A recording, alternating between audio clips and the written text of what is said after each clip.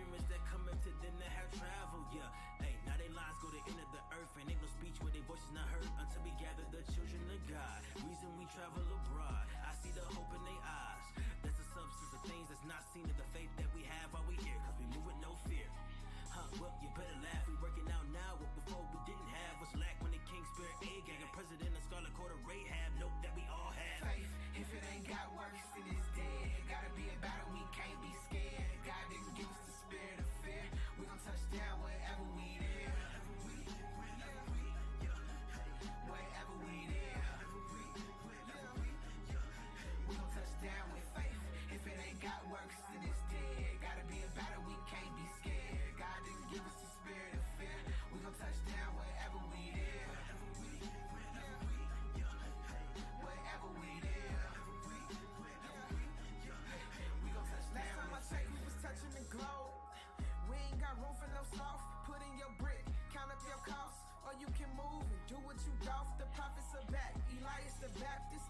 Putting your faith into practice, dripping with water, the rivers are hither. Learn from my fathers, we dipped in the elixir to find the truth. I found my life in my youth. Hey, glory to God. Threw up my hands, swallow my pride. My arms too short, I can't box God. This that 12th round endurance. Fight that good fight, Israel endured. Christ like this, that like Mike the shoe fit. This that like Mike, why fight the movement? This the haymaker, fade away, lake of fire. Can't fake desire, that waster on the way. Boom, no chaser. Let's start the ending and greet the creator. Roll out the credits, roll out the chariots, roll out the heathen and link up the fetters. Roll out the carpet, the kingdom is coming, our kingdom is coming, much bigger and better. That's why we've been breaking ground, boots to soar. We've been side scrolling, moving forward, drying up the tears of Judah more, joining up the sticks from 2 to 1. Nation building, making women honor their husband, make them raise his children, making our sons avengers, break the system with all gravity, just like it has to be. But we gotta have faith. If it ain't got works, then it's dead. Gotta be about it, we can't be scared. God didn't give us the spirit of fear. We gon' touch down wherever we there. Wherever we there.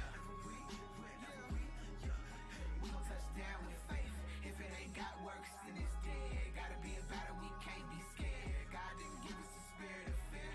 We gon' touch down wherever we there. Wherever we there. We gon' touch down And we with send faith. another last warning out to the lands where they short joining. Have to mention how we spread to the 4 corners, and then what we bringing out, send them to the corner. And we teaching on the corners the same way we bringing out the niggas, spacing coons, cause they moving like they foreigners. It's showing up to that exponential growth. You can chalk it up to that when we popping up the places, cause you know we growing faster than the Autobahn. Might grow they souls, turning all they minds. 3,000 souls coming in at once. Lord only knows when wrath gonna come. We bring the truth and you see the fruits. We pray he save you when we bring the boots out to the crisis. Prophet admitting what it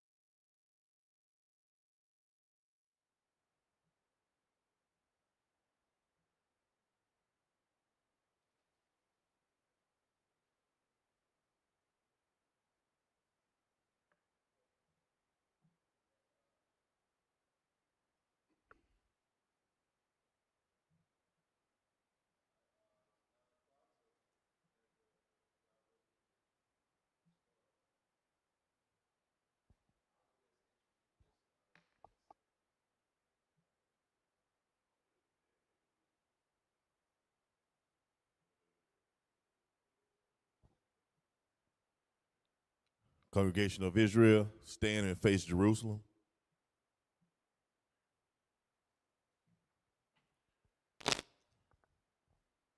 Blow trumpets.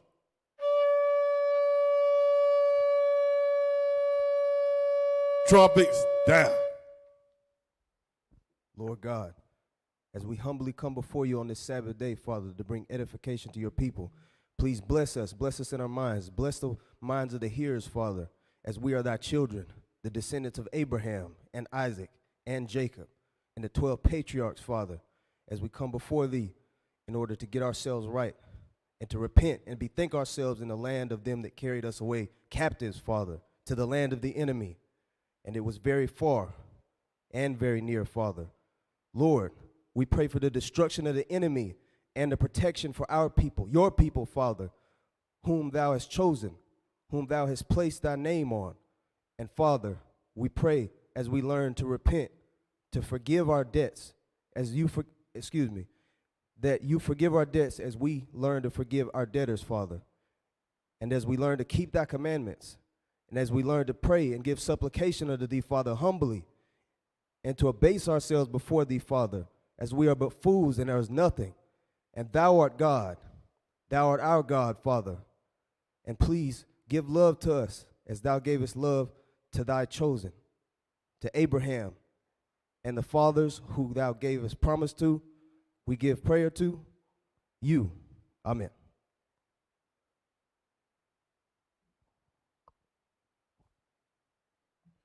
Men of Israel, sons of God, patient saints, sons of God, hand salute. Salute down.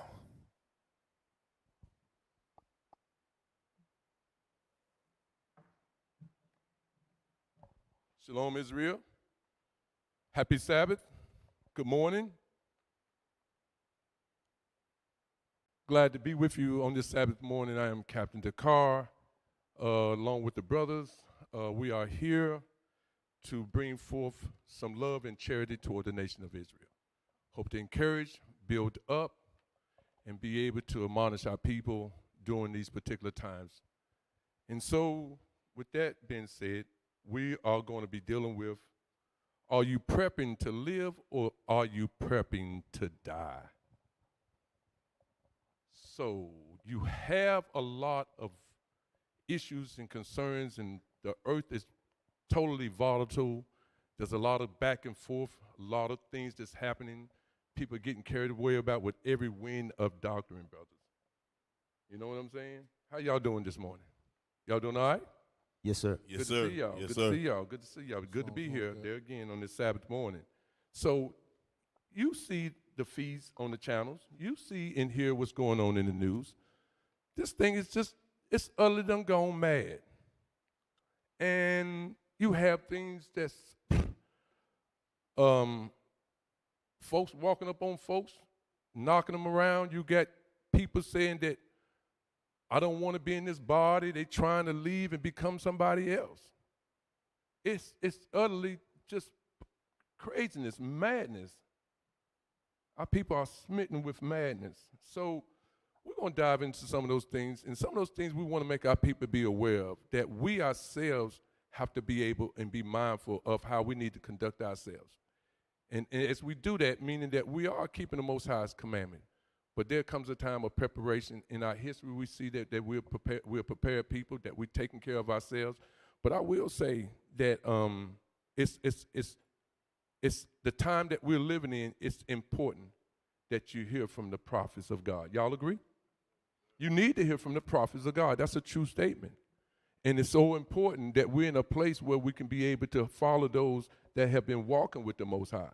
And what it does, it makes our particular, I wouldn't say it makes it easier, but it gives us a guideline. It allows us to be able to follow those that the Most High have esteemed, those that he has set up, those that he has anointed for this work in these days that we're facing.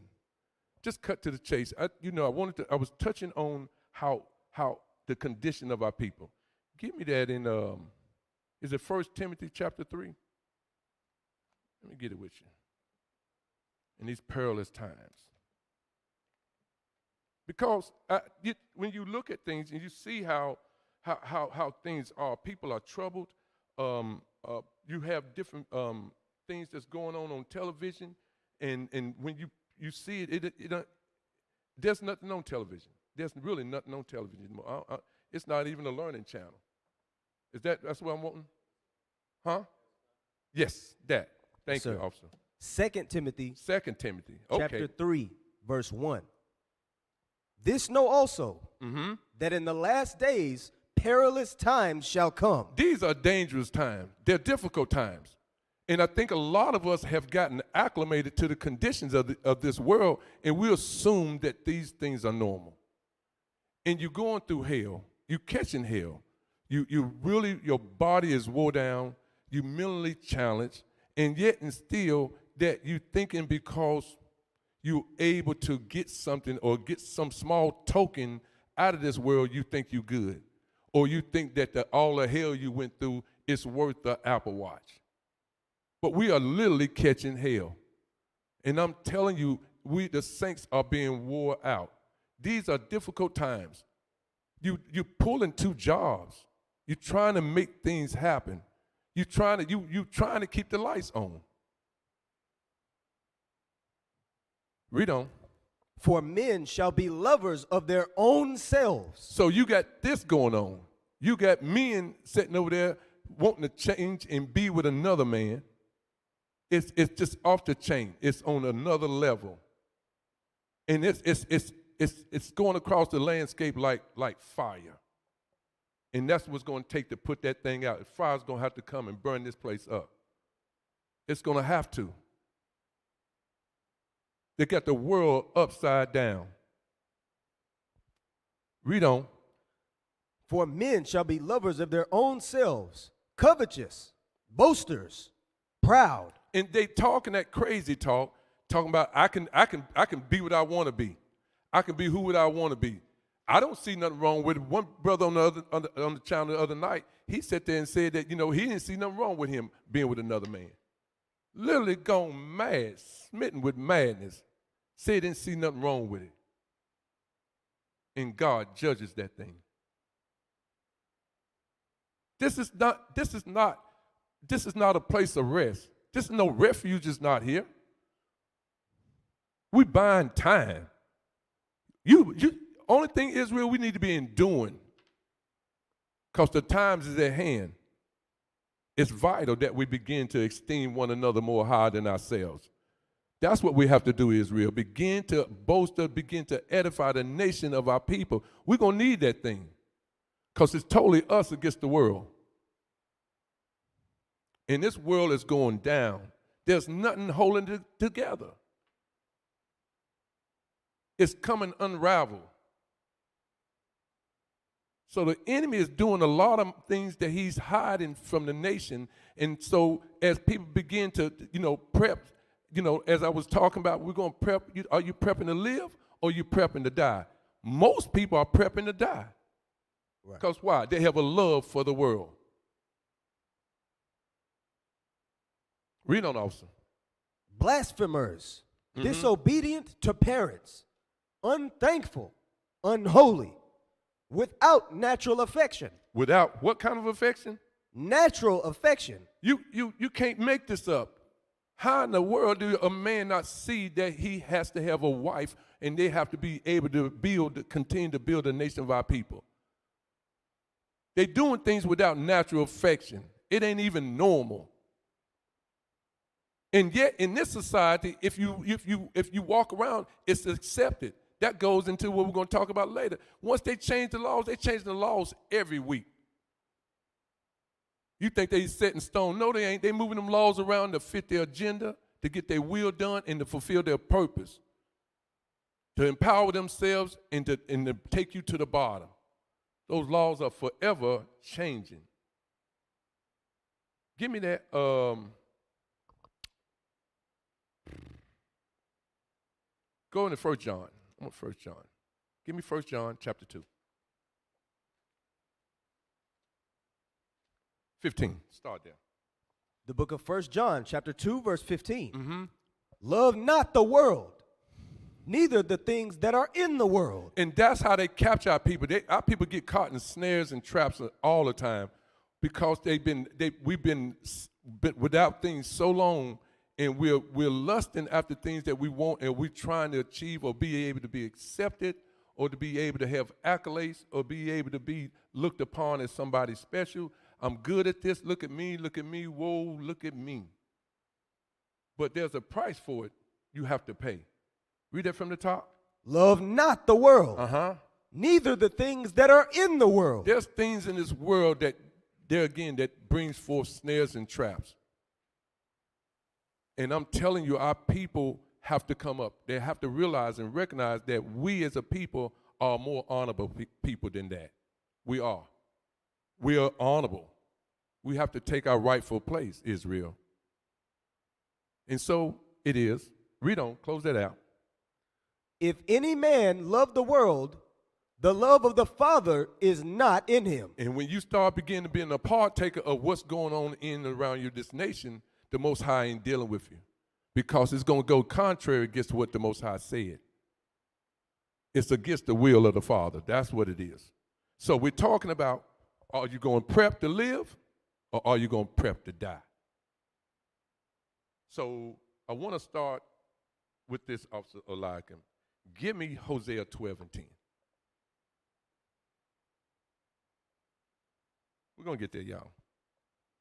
The book of Hosea, chapter 12, verse 10. Uh-huh. I have also spoken by the prophets, and I have multiplied visions and used similitudes by the ministry of the prophets. And the thing of it is that it's so vital, it's essence that we hear from the prophets. You know what I'm saying, officer? That we hear from the prophets. We need the prophets to be able to help guide such a great people. When we look back in our history, we totally see that God has always instituted great leaders for us. And so it was then, and so it is today. We always had great leaders. And the thing that what makes us great is that when we do what it is that God tells us to do, and when we hear from the prophets that has assigned us to do the things they commanded us to do by the will of God, when we do those things, we're successful. Every time Israel done well, they were successful doing the will of God. That's where our greatest success came in. It's when we do the will of God. Let's get that in 40 and 8. Psalms 40 and 8. The book of Psalms, chapter 40 and verse 8. Uh-huh. I delight to do thy will, O my God. Yea, thy law is within my heart. Those things that God told us to do ought to be in our spirits. It ought to be in our mind. Yes, Lord. Yes, Lord. I will do it, Lord. Those things ought to be in us. That is our satisfaction. That is our yea and amen. That's what we want. That's how we have to walk. If you walk anything contrary to that, you begin to be carnal and you begin to walk other ways that the Most High hadn't commanded us. You begin to do those things that he talked about and told us in our history, that sometimes we do those things that are pleasurable to us. And those are the things that gets us in trouble. So here's the battle that we're in. I want to touch on this. Get 2nd Ezra 7 and 56. It's a battle, Israel. It's a battle. I come to think and come to realize that, I realize and recognize that what we in, it's a fight. You in the fight. You're in the fighting. It is. And the thing of it is it's not like it says that the enemy go away for a season, but you still on the battlefield. You still on the battlefield. You're still trying to endure. Read verse 7:56. 2nd Ezra, chapter 7, verse 56. Uh-huh. For while we lived and committed iniquity, we considered not that we should begin to suffer for it after death. Right. We don't know, but the time is going to come if we don't endure, if we don't be steadfast, we don't hold fast to the confession of our faith, that the time that's going to come, that the things that we're fighting for, read it from the top again. For while we lived and committed iniquity, because we transgressed the laws, we broke them. While we lived, we did that. Now in the time of repentance, read on.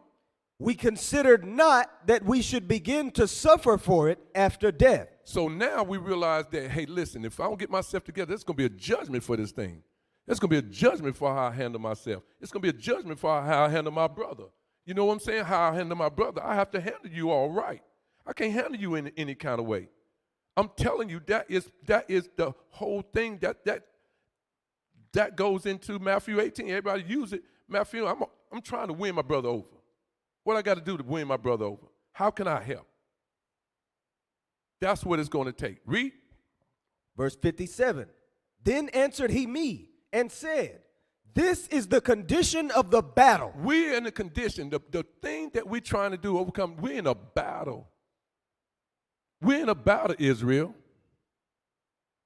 And even as we talk about, are you prepping to live or you prepping to die? We're in a battle. Yeah. Because what you touching on, right? You say we're on the battle. Part of that battle is, like you said, striving to win your brothers, striving to keep the unity, right? Because if we don't do that, it goes back to what 2 Timothy said. Those perilous times are going to come because the things that they listened under it was all pushing what? Individuality, being lovers of yourselves, being boasters, covetous. All that pushes what you being by yourself, only looking out for yourself. That's what's going to bring forth the perilous times, the famine. But if we strive to keep the unity, we won't have to worry about that. The Most High say He's gonna give us prophets to show us how to keep these laws, keep the unity. All right. That's the point. I think that what you're talking about, officers, is so real. 1 Corinthians chapter 12. Can we get that, Elijah, officer? I want to talk about us, more about us. And we'll get to the other nations. But it's vital that we have a sense of helps or caring for ourselves. So, 1 Corinthians chapter 12, verse 24. Read that.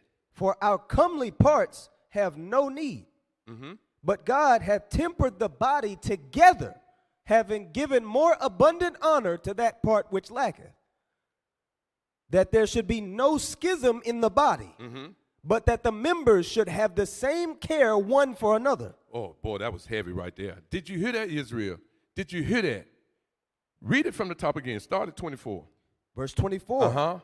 For our comely parts have no need, but God hath tempered the body together. So here it is that when you look up in the verse, it's talking about that it goes on and say, well, I have no need of thee. It may be talking about the feet. You say, well, that's a lesser part. I don't use it that much. My elbow, I don't really need it that much. But God takes those things that are part of the body and He tempers it, or He brings it to a place where it shows for prosperity in the body. And in other words, it brings balance to the body. And so He says, read it from the top again. For our comely parts have no need. So we might think that some things are more needful than others. But let's talk about the body, how it actually works. Read on. But God hath tempered the body together. God sets it in a place where He's able to use all parts of the body. Read on. Having given more abundant honor to that part which lacketh. And so you say that part of that eye or that shoulder or that knee, I don't need it as much, but that is the part that He tempers to bring balance to the body. Read. That there should be no schism in the body. Now we begin to see that we are whole, that there should not be no issues and concerns in the body. The elbow needs the shoulder. The knee needs the thigh, or whatever the case, the eye needs the ears. The point of the matter is like, even for my body, I got a sprained shoulder, but yet and still, the other shoulder helps shoulder some of the things that I have to do.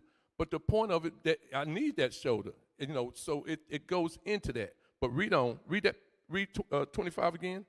But, that there should be no schism in the body. But that the members should have the same care one for another. But the members should have the same care one for another. We should have a care one for another. You know how things can be. Israel, we have a care one for another. And we have a feast day coming up. So a feast day is coming up. I'll give you an example. So everybody's getting their attire ready for the feast. So brother may walk up and say, hey, you got your gear? You got your garment? Like, yeah, I got my garment. You say, what about you, bro? You got your garment? He'd be like, no, I ain't got my garment. And you're like, you ain't got your garment? But it may be something that he may need help or assistance with, right? That's why you want to have a care for a person. You know what I mean? You want to say, hey, you okay? You good? Is there something we can do to help you? It might be that he might need a little help. Read that part again. That there. that there should be no schism in the body, but that the members should have the same care one for another. That's just going in helping, being there one for another, Israel. It goes into that. The schism part, we'd be like, oh, yeah, he's acting different. No, it can be just something as simple as having a care for your brother. It doesn't mean somebody have to be off. It just means that we need to be there one for another, that there be no schism, there'll be no differences. You got your garment. Let's make sure the brother's garment up. That's all we're talking about here. That's having a care for a person. We can't do those things. That's the mindset that it's going to take for us as things go on, as we begin to see how things are going to come forward toward us. We got to have a care for one for another, Israel. We got to be able to take it farther than where we have taken it before. I'm telling you. I talked to a local realtor, and she was talking about the housing market, and what she was saying that this is the South now. Be mindful. She was saying down here, she said that people can't even live in Charlotte now. It's the prices is getting to that point. And the price point that she was talking about, it reminded me of prices that I hear in other cities that those prices been at for years. She was talking some heavy numbers. She was almost up to $500,000, man, to get the house you're looking for. I was like, I said, here in Charlotte, she said, this is happening. She said, this is happening. And people are actually taking houses, outbidding people. It's just unbelievable. Just couldn't take it. So we got to be a people that we have a care for one for another. So let's be mindful, Israel, that we got to take on that mindset to be there for our brothers and our sisters. We do. We have to have a care for them. So with that, okay, you got something you want to bring out? Okay. I want to back you up, Cap, with the helping one another. Let me get Deuteronomy 15:7 real quick, and show how we always took care of each other, and we had to, and this coming out of the law, so we had to have that same. We got to establish the law amongst the body, so we can't. We got people that are lacking amongst the body, and then not able, because everybody's not able to do certain things in the body, where it take money, where money is needed. Some people are hurting in these last days. Read that. Deuteronomy chapter 15, verse 7. Mm-hmm. If there be among you a poor man of one of thy brethren within any of thy gates in thy land which the Lord thy God giveth thee, thou shalt not harden thine heart, nor shut thine hand from thy poor brother. It says, shall not harden thy heart. Because some people, you'll get a spirit on you when you see a brother that's always lacking. Some people might have a spirit on them where it see that as a burden. But the Lord said, well, you shall not harden your what? Thou shalt not harden thine heart, nor shut thine hand from thy poor brother. But thou shalt open thine hand wide unto him. So if you are able to help your brother, then read on. And shalt surely lend him sufficient for his need in that which he wanted. Which he lacking. Okay, so like Kat was just bringing out, everybody not able to do amongst the body, but we as being our fellow brethren, we supposed to be there to assist them if they have need. Go ahead, Cap. Hey, just before you go, Cap, jump down to verse 11. Verse 11. Just to add to what the officer said. For the poor shall never cease out of the land. That's what we need to understand. We're going to always have poor amongst us. So, it might be you one day, however God might judge, but we got to understand that our people's going to always be in need. And when these perilous times come, this famine come, they're going to be in need and more. So that's why they also bring great script, great precept. We got to make sure we have our hands as wide open. Why? Because you helping your brothers, you helping yourself. That's what Cap brought out in 1 Corinthians. We got to make sure we learn to have care for our brothers and sisters, as the same as we do it ourselves. All right. There's more on it, officer. We ain't done with that yet, Israel. And I think that here's what's vital at, is that this application needs to be applied. I think we do it in some things when we sit there and say we might be good at something like babysitting, that we could watch another member's child or something, or perhaps we'll help a brother, sister, with a meal or something, Those things, you're good at. You're really good at. But when you have to apply yourself to be there for somebody that may be needing assistance in housing, and so we have to be there for our brothers. It could be something that starts out, an accident can come about. And when an accident come about, their life could be altered in just that day. And then we have to be there and make sure that they're taken care of.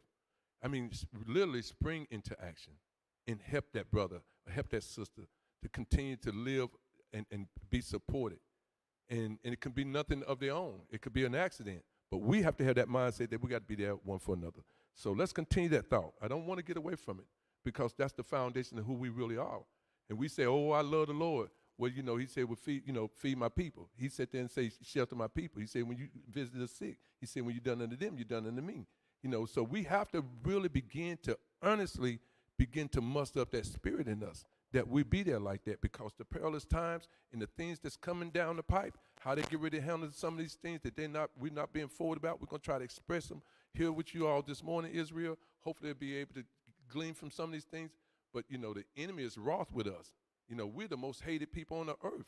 So there's nothing it's not like we're surprised, but we really have to be able to come together as a nation of people. So give me that right quick in Sirach 29:1. Let me have verse 1. Then we'll drop down. The book of Sirach, Ecclesiasticus, chapter 29, verse 1. He that is merciful will lend unto his neighbor. A brother, a sister may be established, but a brother has established himself.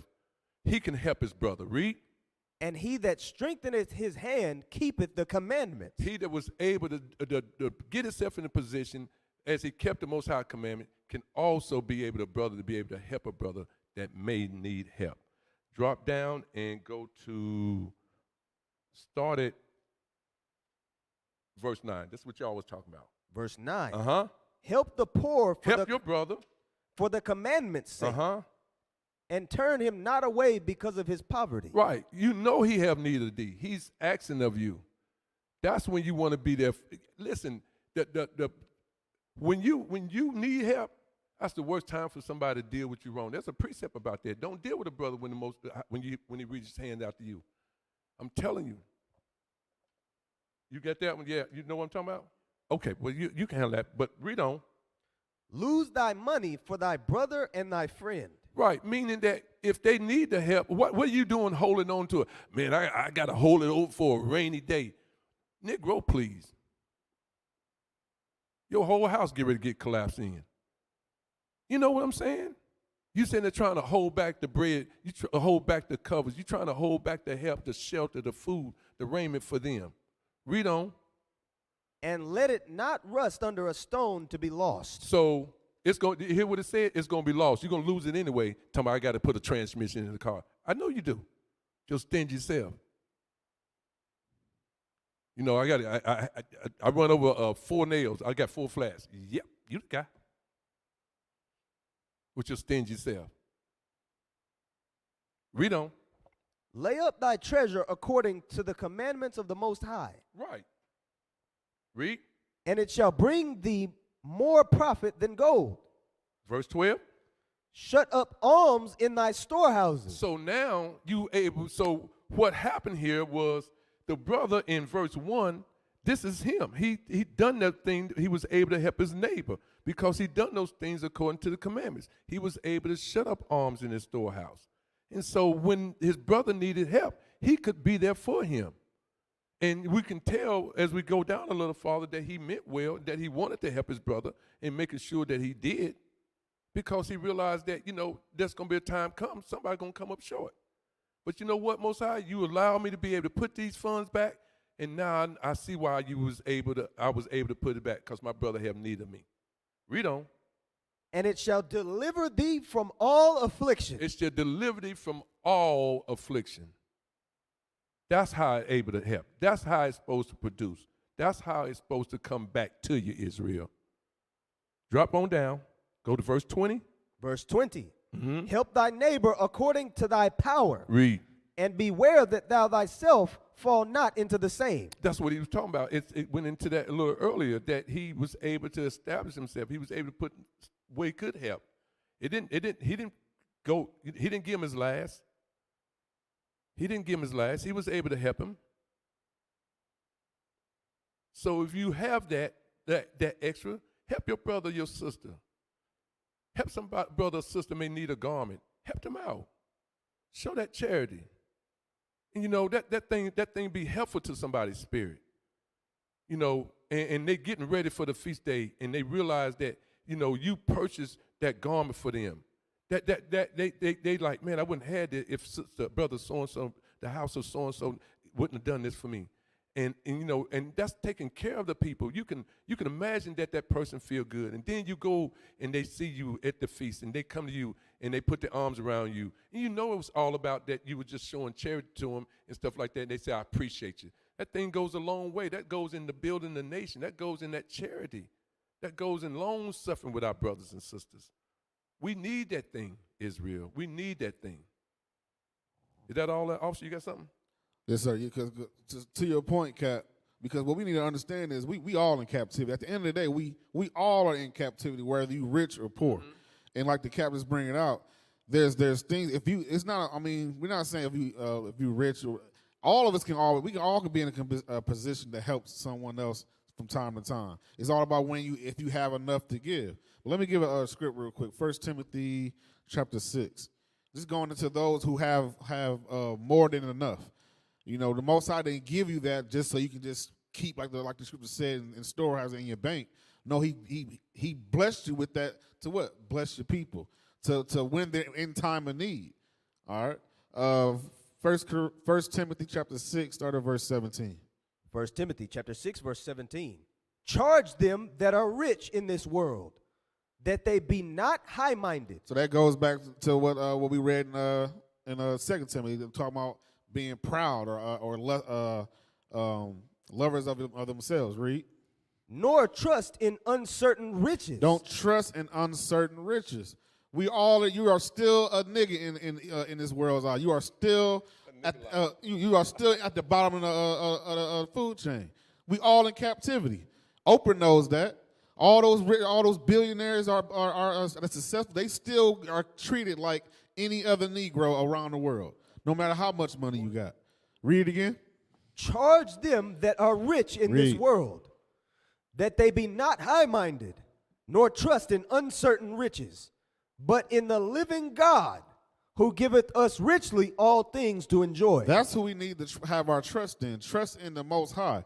Trust in God and His people, that He's going to deliver us out of this captivity. That's what we need to be working towards. Read on. That they do good, that they be rich in good works. That's what we need to look at. That's where our riches need to be in, not into these banks and in this world today, but we need to store treasures in heaven. Store those treasures in His truth. All right, push the truth, like Cap said. If you see a brother in need of a garment, you got a garment. You got 2-3 garments. You probably bought it just extra just because you don't want to get dingy or whatnot. Hey, get a brother a garment if he in need. That's what the scripture is going into. When you have more, than enough, you have that for your people. It's not for you. All right, that's all I got. All praise, officer. So go back, Eliakim. Let's go back to 20. We're gonna work our way down to 21. Sirach, chapter 29, verse 21. The chief thing for life is water and bread and clothing and an house to cover shame. You see how life should be? That's why we was talking about love not the world, neither the things that are in the world. The Bible tells us and lets us know whatever state you find yourself in, you need to find yourself to be content. Sometimes we go over and above and beyond, and sometimes we do it because we want people we want to be accepted. You know, we want to be a part of a particular group. We thinking that if we have this status that you just have to be mindful that these are good instructions, and that, you know, a house to cover your shame. You know, these are things that you need, that you don't need to overdo it. In Israel, we've been here, and a lot of times those things or those cares, those snares, they get us because we think we have to have the latest. We think we have to have those MJs. We want that thing. We want somebody to accept it. Hey, they look at you, man, won't even acknowledge sometimes. You have something on, or may purchase something, you may get something and stuff like that. You know, they'll look at it for whatever reason. They say, hey, they might like the tennis shoes, they might not. You know, I'm just telling you. But I'm telling you, the chief things in life, read that again. The chief thing for life is water. We need water is good. And when we go in and start looking at prepping, water is more important. I tell you what, you give me the water, I give you the eye watch. Give me the water, you get the eye watch. We'll see what's important. Talking about the eye watch can help me exercise and monitor my heartbeat. It don't put no food in your stomach. It tells you you're hungry. That's what it tells you. That's what it tells you. Read that from the top again. The chief thing for life is water. Uh-huh. And bread. And bread, those are things essential. That's what a man needs. I'm telling you. It didn't say you need those MJs. You know, it didn't say nothing about no particular bag to throw over your shoulder. It didn't say that. These are essentials. These things can keep you living, can help you. Because the way they conducted themselves, as the world began to prep itself and as it began to prep out, you're going to need things like this.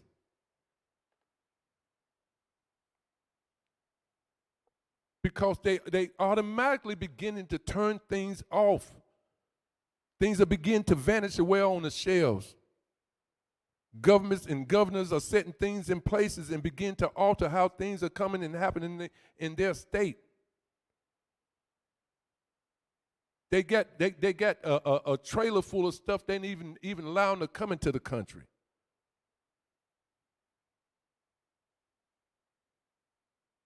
They engineering starvation. You talking about a third world country? It's happening right here. And so we've been given good counsel on how to govern ourselves and begin to set things aside for ourselves. But it's going to require a lot more of us, Israel. You got something else? Yeah, that's a good point you make. Like Cap just said, he said these people are engineering starvation. They engineering the famine. It's all the work of the Lord. The Lord got these people doing evil. The Lord is in control of all things. So the Lord has a wicked on the earth that's perpetuating these things throughout the earth, all for the glory of the nation of Israel. Let's get Tobit 2:1. So being that we knowing these things are coming, we have to look out for our brothers, our sisters. We have to be looking out for them in these trying times. Because, you know, it can't be let me get myself together for myself. No, when you get your household together, think about your own. Think about your people. Think about the people in the congregation that they're not able to get themselves together. Okay, let's get that Tobit 2:1 and read 1 and 2. Tobit, chapter 2, verses 1 and 2. So the Bible said we're supposed to use our forefathers as an example. So let's get an example of the prophet Tobit. Read on. Now when I was come home again, and my wife Anna was restored unto me, with my son Tobias in the feast of Pentecost, which is so one thing we're seeing that he's keeping the feast of Pentecost, like we about to, like it's coming up upon us. Tobit kept the feast of Pentecost. Read on. Which is the holy feast of the 7 weeks. The 7 weeks. 7 weeks in a day. Read on, which made 50 days. Pentecost. Read on. There was a good dinner prepared me, in the which I sat down to eat. And when I saw abundance of meat. So when Tobit seen that he had abundance of meat, that I can't eat all this by myself, what did Tobit do? I said to my son, go and bring what poor man soever thou shalt find out of our brethren, who is mindful of the Lord. Who is what? Who is mindful of the Lord. Who is mindful of the Lord, meaning he kept the laws of God. Okay? Tobit, he had abundance, and he shared it with his brethren that was mindful of the Lord. Not no wicked nigga. that not keeping God's laws, but who was mindful of the Lord, who kept God's laws. So that's that's the same mindset. That's the same mindset we got to have in these last days, because we're going to need it. All right, Cap. Yeah, you're right. Oh, so you got something? Yes, Go sir. ahead. Yes, sir. And just that was a great example. And it's another example, too, that we can read about. Let's get Genesis 41.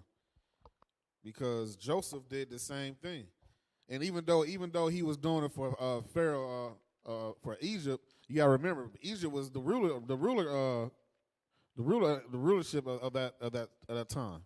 So he was doing it for his people also. Because when we read further in this chapter, who had to come to him and get food? His brothers, right? So the Most High used Joseph as well as a prophet to what? To get that to survive them through the famine. All right, and how did he do that? By what? By the spirit of the Lord, and also what? Preparing. What Captain going into preparing. All right, let's get that in 41. Let's start at I'll just get to the point. Verse 15. 15 and 16. Genesis chapter 41, verse 15. And Pharaoh said unto Joseph, I have dreamed a dream, and there is none that can interpret it. And I have heard say of thee that thou canst understand a dream to interpret it. And Joseph answered Pharaoh, saying, It is not in me. God shall give Pharaoh an answer of peace. So Joseph told Pharaoh, he said it wasn't him that was able to interpret the dream to survive Egypt and all the land past the famine. It was the Most High, like the officer said. God has his hand on all this. He has his hand. I mean, we hear about the trailers and the ships not bringing in food, and like Cap said, it's gonna come a time where it is gonna touch our doorsteps. But we gotta remember that God is gonna set men in place, and He's gonna show, and they're gonna prepare us to survive this thing. We just gotta make sure we keep the unity. Those that have more than others, you're set in the body to be a safe haven, to be a angel to that person, to be a help to that person. We just got to remember that thing, all right? That's all I got. You know, to that point, officer, that takes me to this point. I just want to let, Israel, we want to make sure that we're speaking on what charity looks like and how it should be applied, and the history of how we always help and been there one for another. And so in doing that, it's going to be, we have to come to that place again, because based on a lot of things that's happening, and they're actually ramping things up, and it's going faster than what a lot of us see or maybe don't see. But we need to be mindful that we sit there and edify people during times like this, that they may know the way that the Lord takes. So with that, let's go to, there's a video, right? I want to get a video. I'm going to show you this video. I want you to see this video here. Go to, not to that one, that one. Let's time stamp it. I think we did it already. So let me just set it up for you. These are some well-to-do people, and they came together as a community. And it's what we are. We're a community. We're a nation of people. But they came together for one purpose, and that is to try to sustain their lives, themselves. And in doing such, they came from all different lives, but yet and still they came together with one cause and one purpose. So these are some of your more advanced preppers. These guys right here, they pretty much a pretty big community. I think what I wanted to say was that, they put a lot of money into this. Yeah, they well influenced. Yeah, you're right about that. So let it play. 6 figures and up. Right. One and anyone. You could be from any walk of life. Jason's a fireman. You have one woman she's an attorney. I work for a high-tech company. My wife's a university professor. Pause it right there. Those are some of the best well-paying jobs in America. You heard professor, you heard attorney, you heard fireman. IT. Yeah, IT. He didn't say what company, so it must be something, a major company. Universities right. and stuff like that. All right, so they got some money. What is it that they know that they would come together. You got something like with that? Yes, sir. They try to portray someone who's prepping of this nature as, an old hillbilly or somebody with some wintergreen in their mouth or some tinfoil hat type wearing people. Yeah. But no, these people are intelligent. They're well-to-do. As Officer Yehiel said, they're affluent. These people, they're educated, and they know how they should be rolling as far as preparation goes. Yeah, you're absolutely right. Let it play. That this group is hard up, tinfoil wearing, conspiracy theory. No. Watch a documentary on Katrina. Look at something about Sandy. Look at the, years afterwards. Look at Puerto Rico right now. No power, no electricity. I was there for 9/11. The crime is out of control. The system will be overwhelmed. The U.S. Pause right there. So what he said was that the system is going to be overwhelmed. They giving you a couple of scenarios, right? Katrina, right? Went down there and stuff like that. Those people had to literally leave that area because there was no help. There was no police. There was nothing down there. They literally had to grab what they had and get the hell out of New Orleans. It was rough on them. And they were just coming everywhere by the carloads, grab what they could. They were just going Georgia, Mississippi. They didn't care where they went because they knew that place, it wasn't habitable. They couldn't stay there no more. And Kat, what's crazy is you got to think about this is Esau, so even though we know Katrina, it majority affected our people. Mm-hmm. But Esau seen that and looked at it as, okay, that's going to affect me too down the road. So I need to start preparing now. So that's what Bishop said all the time. Negro, we only think about 2-3 minutes ahead or maybe a day ahead. Mm-hmm. Esau think years ahead. Mm-hmm. He think years ahead. He's seen Katrina, and he knew, okay, I might want to start preparing for this because that's going to affect the whole economy down the road. And that's how he didn't just think about that on his own. He got it from him. We used to be a preparing people too. We got to get to that same thing. We can't just look at something happen, that happened and then way over there in New Orleans. That ain't gonna. That's sad, and that's it. No, we got to think. Okay, that's our people over there. Let's start preparing to make sure that don't happen again. And they taking those situations you're talking about, like you said, they changed how they live based on those situations. They begin to live differently. Like, we can't live like this. We got to be in better shape. And he's going to begin to expound on how they begin to prepare for things such as that. Is that the time stamp? Can we move on? Is there more to it? All right, let it play. Some people think having a flashlight and a can of beans is it. It isn't. Pause right there. And that's what we're talking about here. Prepping to live, not prepping to die. Not so much we're setting up, trying to establish this kingdom and stay here longer. That's not what we're talking about, Israel. What we're talking about is that we're going to need essentials ourselves. We need essentials too. We like to drink water too. We like to eat bread too. This is not about them. It's about us. We got children too. So we have to be mindful. You got something else? Yeah, and that's another thing. Like he just said, he said a lot of people think it's just about beans and a flashlight, a can of beans and a flashlight. You got to be thinking outside the box. You got to be thinking, okay, can openers, okay, to open it. Another thing is like if you buying beans and rice and stuff like that, what if, and you might have water, but what if you can't cook those things? You know what I mean? To the point where it's edible. You got to be thinking outside the box. You might have those things like rice, beans, but are you going to be able to cook it so you can eat it? So you got to be thinking of ways that you can cook it. That's the point. And also, just like I remember leadership mentioned a couple of weeks ago before the Passover, he was saying how we need to start storing things that's unleavened. I mean, don't get things where you don't have you can only store for a moment of time. No, store it. Like when we say it again, we glean off the scriptures. Store things that we can store for a period of time. Corn, like you said, rice, things that we know is non-perishables. Don't just throw anything up in there like or Oreos or something that you a little dainties you won't know. We're preparing for the future, not for tomorrow, but for the future, years to come. What was that? You said something? Yes, sir. You Go ahead. wanted to hold that Sirach 39? You wanted to hold that? Yeah, you pull it. Okay. Sirach chapter 39, Hold verse 25.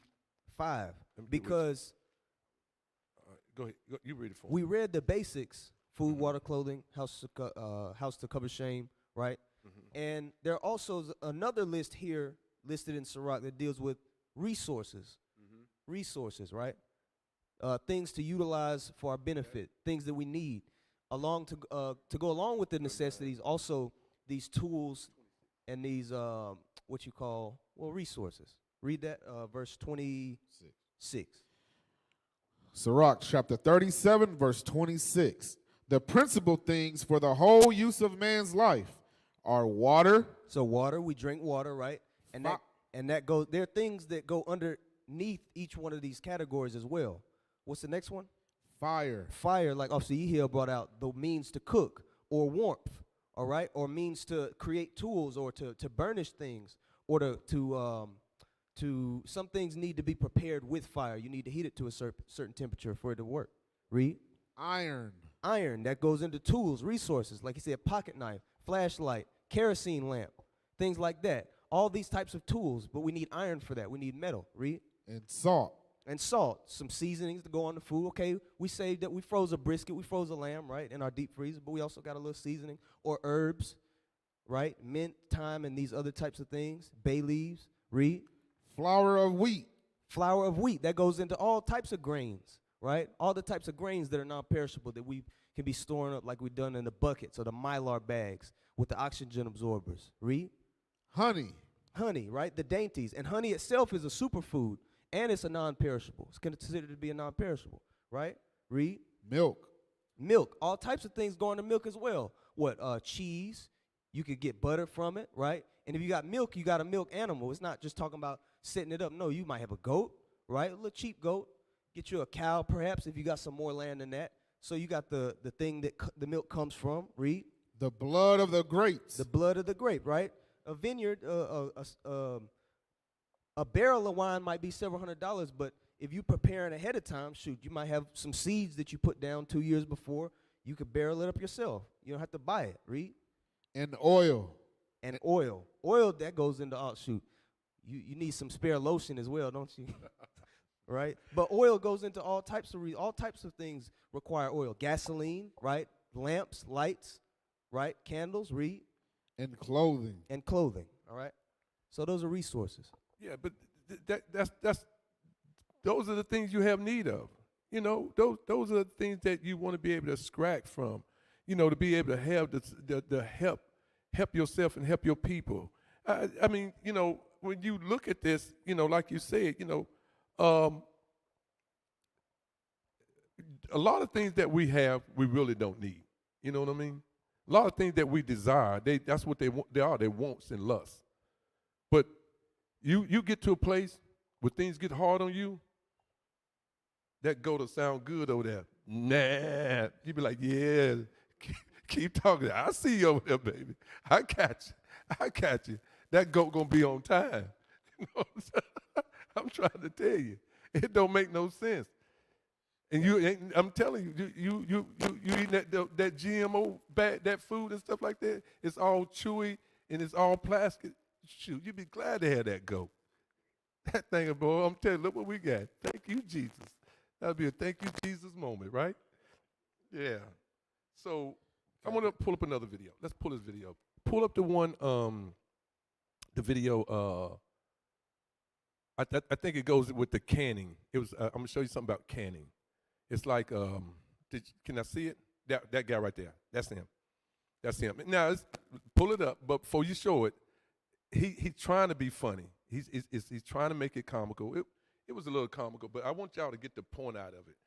And what it is that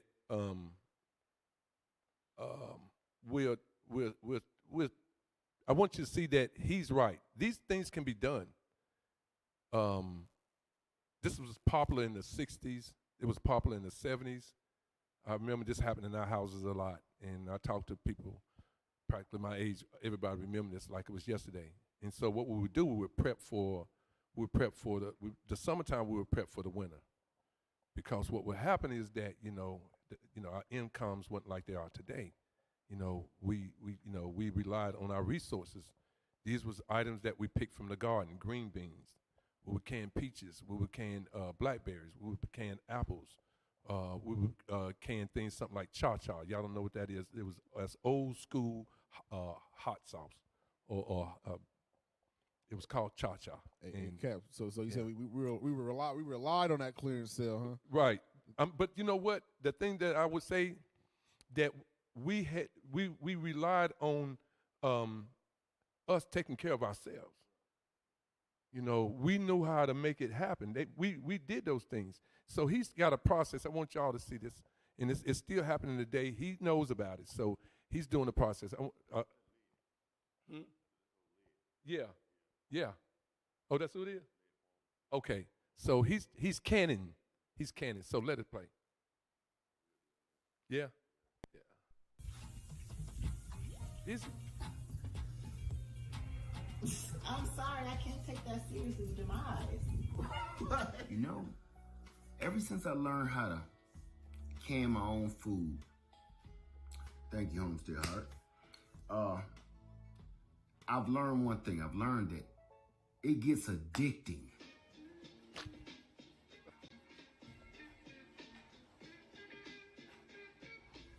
It's not playing. It's in the game. Pause right there. That company been around for years. It's called Ball, right? Ball. And one of the things that, what it is that with canning, and you use jars, but once you get up close to the process, it has like a lid, and you have to boil the lid, and you have to boil the ring to it too. You have to boil the bottle, the glass, all that. You have to boil it, right, for an example. And when you boil it, that rubber at the top, right, it's at the top, it'll get, soft, right? But once you begin to put your ingredients, whatever you store in there, and then once you put it on there and tighten it up, once that rubber get hot, it'll seal everything in there. That's why it's able to last throughout the winter for you. It lasts a long time. So canning is a process that a lot of us can use this avenue to be able to put things away that will last us a long time. Because once it's sealed, it's sealed. It kind of goes. It was one of the things they did before I said canning, but that's what I wanted to make the point. A lot of those processing, like we was doing back there, putting food in jars, cans came out. We had cans too, but that process was just as good as canning. You know what I'm saying? Let it play. This ain't a game. You see this?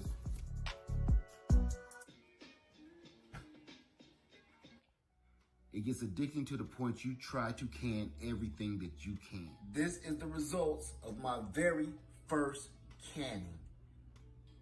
3 quarts of turkey. Look at how beautiful that is. And you see, hold right there. And you see that he got the lid on it. It's sealed. It's hot. And that's how you put it away. That's how he's going to store it just like that.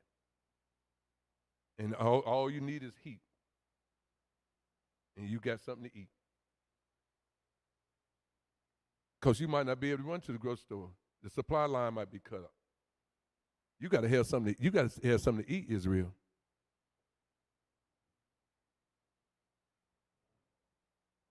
Play on.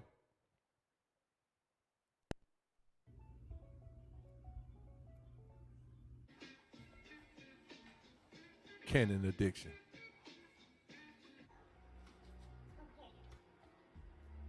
Didn't I tell you? Pop, boom, ping, pow, bang, pow. They all popped. Already, you see them in there gurgling? You see them still in there cooking and gurgling? Like we done pressure canned them? Didn't I tell you? Pow, bang, pow, ping, pang, pong, pow. Ta-ra-ta-ta-ta, ra-ta-ta. Boom. Brisket, baby. Straight brisket. Pause right there. But you can see that the things that can be done, Israel. You can see that we can take and be able to help ourselves, and while we have the opportunity to be able to do these things, that's I would say that that's not an overly expensive way. It just takes more work for you to do the process. Those glass jars with the lid, the seal lids and stuff like that. That stuff is not overly expensive. You probably pay more for the meat that you might want to put in it. For an example, the turkey or whatever the case, like he did, that might be more expensive than the jars. So it's the time that you put in there for the process, and to be able to put back things like that. And that's what it's saying, that, you know, it goes farther, like you said, than a flashlight, than in a can of beans. You know, it goes into trying to sustain yourself, you know, because the way they manufacturing things and shutting down some of these pipelines, so to speak, and it's happening real fast. You can drop that video.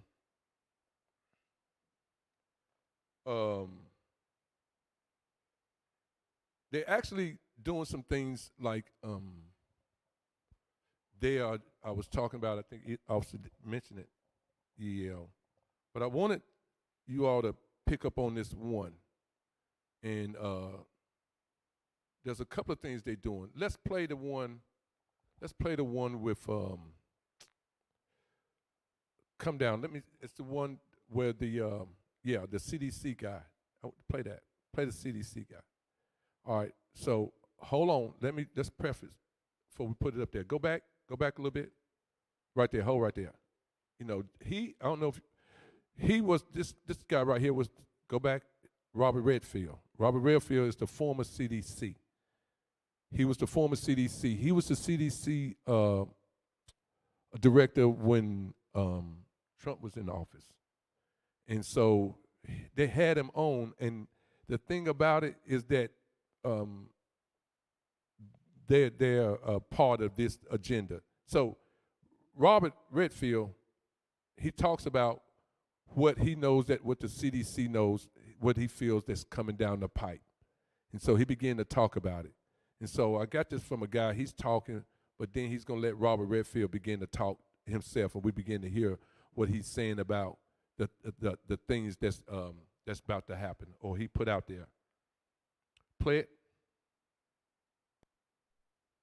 This is Dabu7. I want to share with you here some comments that have been made by the former CDC director that talks about how he believes that C-19 was just basically a prep for what is to come, the big, real pandemic, what he says will be started by a bird flu. Yeah, I think we have to recognize, I've always said that I think the COVID pandemic was a wake-up call. I don't believe it's the great pandemic. I believe the great pandemic is still in the future, and that's going to be a bird flu pandemic for man. It's going to have significant mortality in the 10 to 50% range. It's going to be trouble, and we should get prepared for it. I do believe that the pandemic risk is a greater risk of the national security of the United States than Korea, China, Russia, Iran. And with this new bird flu, so to speak, they're saying 24 million birds have already been killed, and that this is something that's popped up in 30 states. Now, with them telegraphing stuff like this, I think it would be wise to take notes, knowing how they operate and what they've done thus far out here on this world stage. It seems some of the biggest players are just openly stating that the next one's coming, that this is what it's going to be in the form of bird flu. And it's already here in the United States, this new variant, so to speak, that they're talking about. I'm going to break this down further on the live stream where I could speak freely Drop about it. That's it. Monday, Wednesday. But the thing about it that he said, what sparked my interest was that he said that he said C-19. He called it C-19. He called COVID C-19. He kicked it off like it wasn't nothing. He just like, oh, that a million people died, man. Please, that ain't nothing, man. We pretty much we got it wrong. But this time right here, man, we're gonna make sure this thing. No. That right there, that wasn't nothing. You know, we were expecting a lot more, and yet and still, like even that dude, he was sitting there saying, hey, these people know doggone well what they're talking about and how they're trying to conduct things.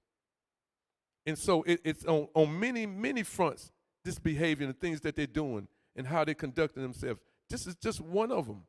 And there's another levels of things that they're doing.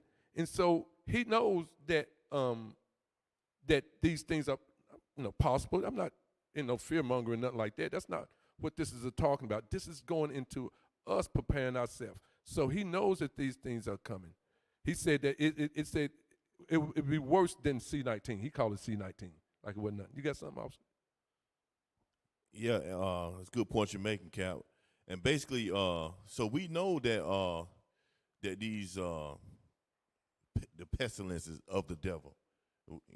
We know that the famine is of the devil.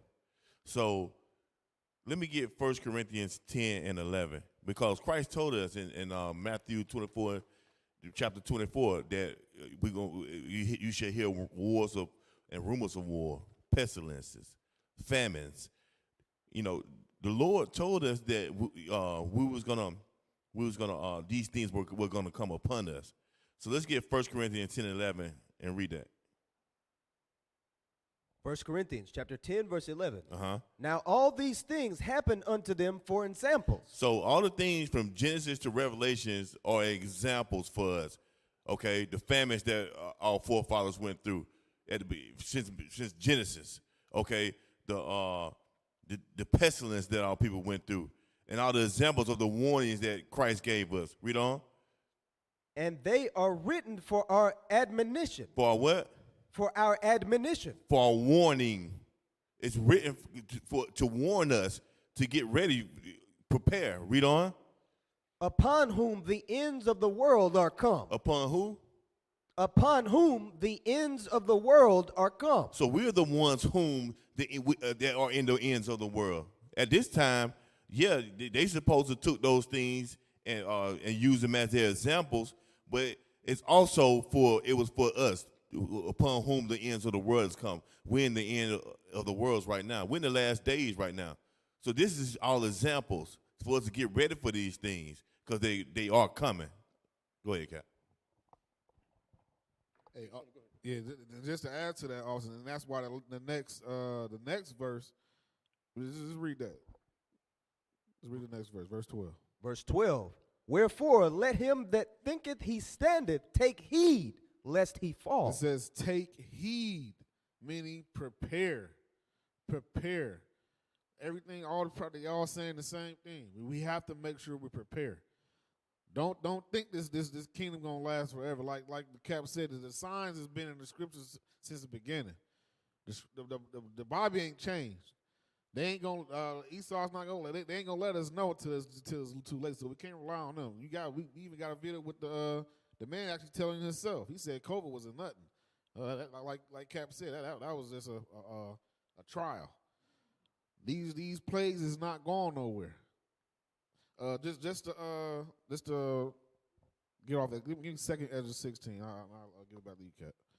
Just to let you know, these plagues are not going nowhere. They gonna keep coming. All right, 16, start at verse 7. Second Ezra, chapter 16, verse 7. May one turn again the arrow that is shot of a strong archer?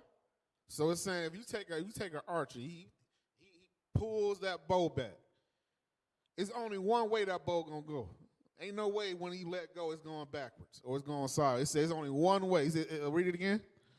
May one turn again the arrow that is shot of a strong archer? Are you going to be able to turn that arrow away? No, it's going to go one way. That's 4. Read. The mighty Lord sendeth the plagues, and who is he that can drive them away? The Most High already started with these plagues. These plagues is already here. He started the clock. It's ticking. No one is going to stop that clock. That's what God is saying. Read on. A fire shall go forth. I'm sorry. Jump down to verse 14. Verse 14. Behold, the plagues are sent, and shall not return again. These plagues are not going to stop coming. This famine is not going to stop coming. We have to prepare Israel. All right, we have to. That's all I got. Absolutely. I'm up to heavy precept also. I tell you, to the point that what they're doing is they're changing things around, and what happens a lot of times, we're not aware of it. Let me give you an example of what I noticed. So they had things in COVID restriction, C-19 as he said. So they had it, and then there was things they had in place. So what it was that if you were in a city that had those restrictions, as some of the athletes or sports guys couldn't play in their own state because of the regulations. And so when their team went to another location, another city that didn't have those regulations, they told the player, you can play in this game. So the player would be able to play in this game. But when he came back to his city that had the regulation, they said, you can't play in this game. And so because you're not in compliance. And so you had players that was like, well, all right, I'll be in compliance. I do what you tell me to do. And that's what they would do. They was getting in compliance because they wanted to be able to play from city to city, right? So as the time went on with C-19, what do you have? You have other sports begin to take place, right? So here it is, baseball came about. And so it was time for them to go back out onto the field. Then they came in and stepped in and changed the rules and basically said, you don't need to change, they end up letting them come out and play baseball, and nobody needed to be the jab. They let them all come back in day one. They let them all come back in, none of them had to take a job. Then they told the black ball players, basically, now y'all can play in every city. But until then, they held that standard up like you have to be in compliance. If you're not in compliance, you can't play. Then when they all came back to play baseball in New York City, when they came back to play baseball in Texas, when they came back to play baseball in St. Louis, they told all those guys, none of y'all need to be, none of y'all all in compliance. You don't need nothing. Don't worry about it. Just come back on the field and play. This is what we're talking about when we read Daniel 7:25. Read that. Daniel chapter 7, verse 25. Mm-hmm. And he shall speak great words against the Most High, Mm-hmm. and shall wear out the saints of the Most High. And so the law, sometime that you will have a law in place, it's against Israel. The law, they just put it out there and stuff like that. Yep, you have to be in compliance if you want to play basketball. Yep, you have to be in compliance if you want to do this. They'll do Israel like that. They'll do them. You had, even when the NFL season was going on, them boys was not taking that thing, but they forced Israel to take them. And Israel didn't even pony up and say, hey, listen, I got a teammate. He ain't taking it. He playing. They wouldn't even hold him accountable. And you had owners saying that my team is practically 100%. Yeah, because it's mostly made up of Jake. But you let Esau not even take it. They changed the laws. They fixed them according to how they want to deal. Yeah, and he was sitting over there and stuff like that. Told everybody, say, are you good? He yeah, I'm good. I'm good. I met everything. And come to find out, his ass ain't nobody stuck a needle in his arm. You couldn't make that up. And he lied. I thought they was going to turn around and find him and then take him away about 3 or 4 games. He was right back on the field the following Sunday. So they didn't do nothing. The rules, the laws don't apply to them. They don't, Israel. So when these laws come out, that's why, like, the people on the job, they were so leaning forward, trying to go and get what they told them to get. They say, you want to. I was talking to the guy. I said on the job. I said, hey man. I said, you good? He said, yeah, I done got all mine. I told him. I said, I want you to know they got some more for your ass. I said, they are not through with you. You do know that. Talking about leave me alone. I said, I ain't gonna leave you alone. I got one. I want to poke your ass too. So it was one of those things that because it goes back to what we was talking about when the other players showed up for the other sport officer. I'll let you say something. They didn't even make them quick, up.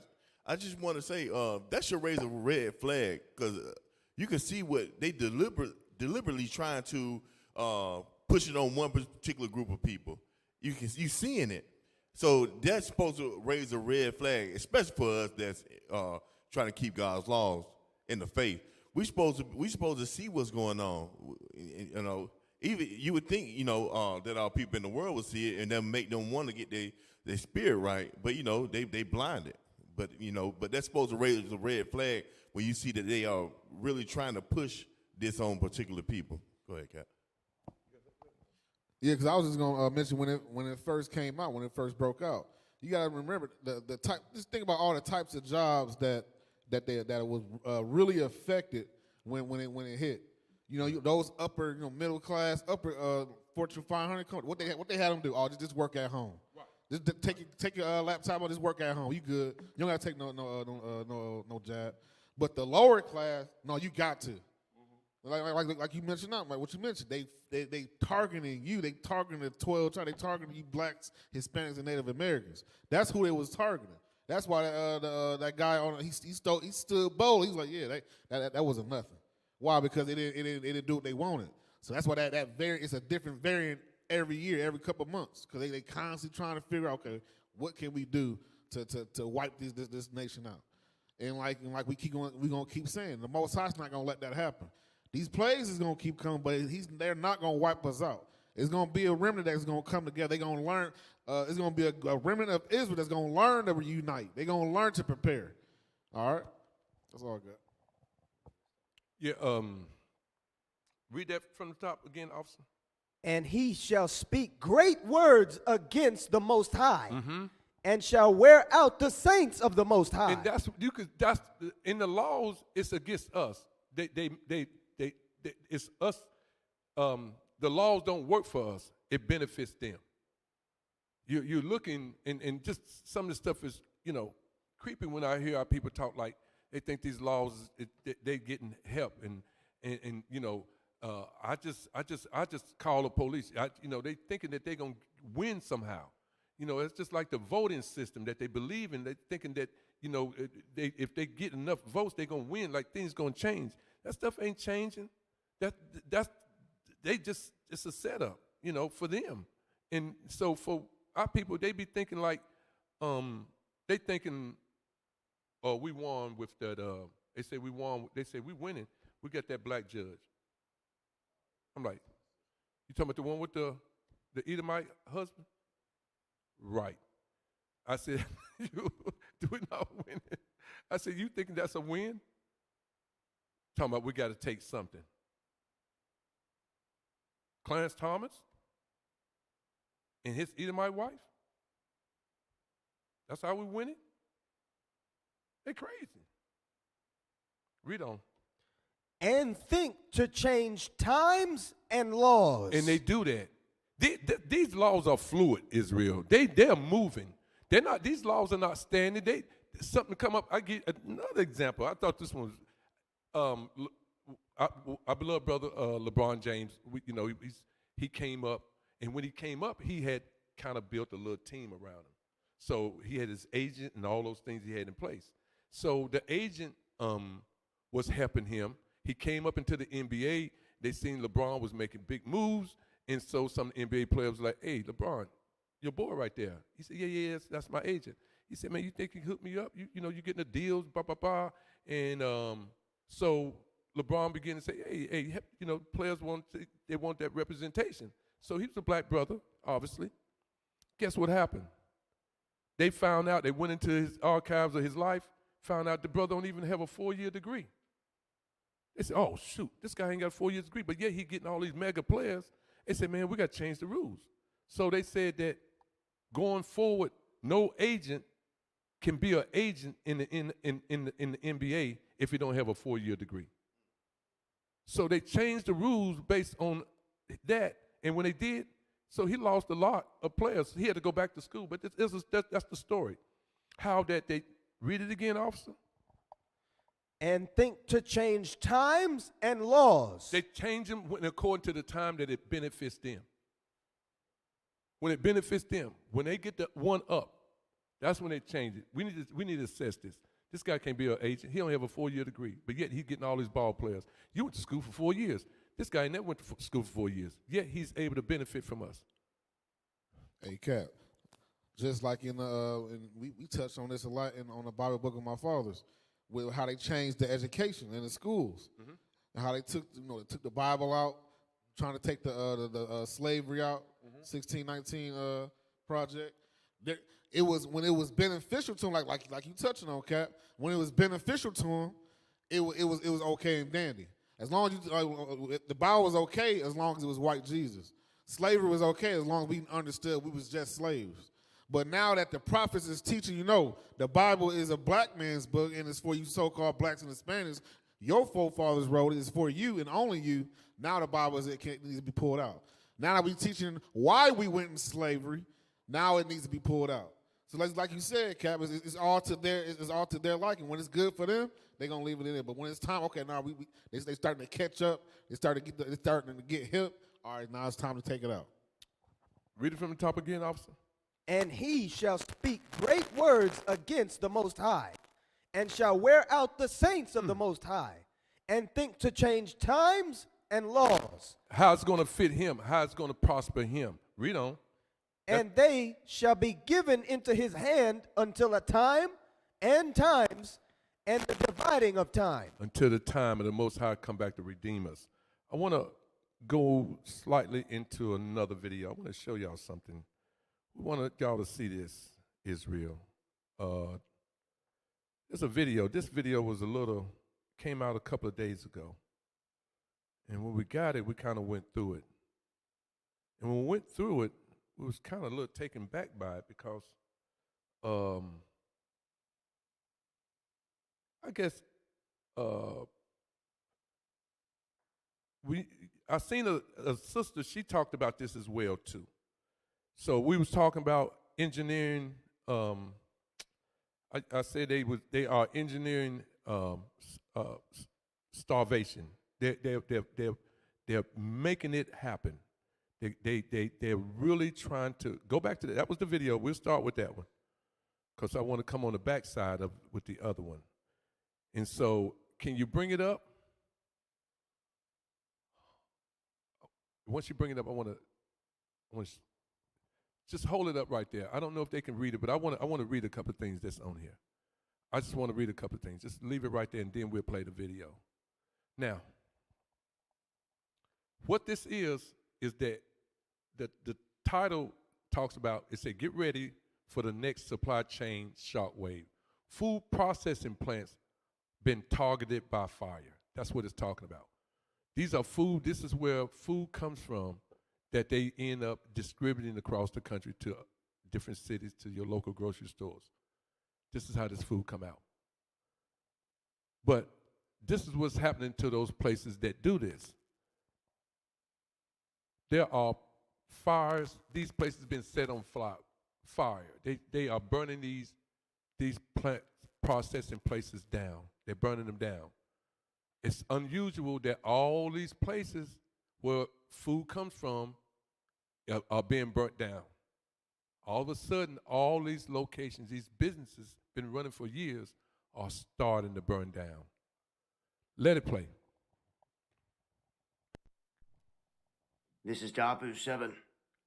We have a serious situation in this country in terms of food processing plants getting destroyed by fire.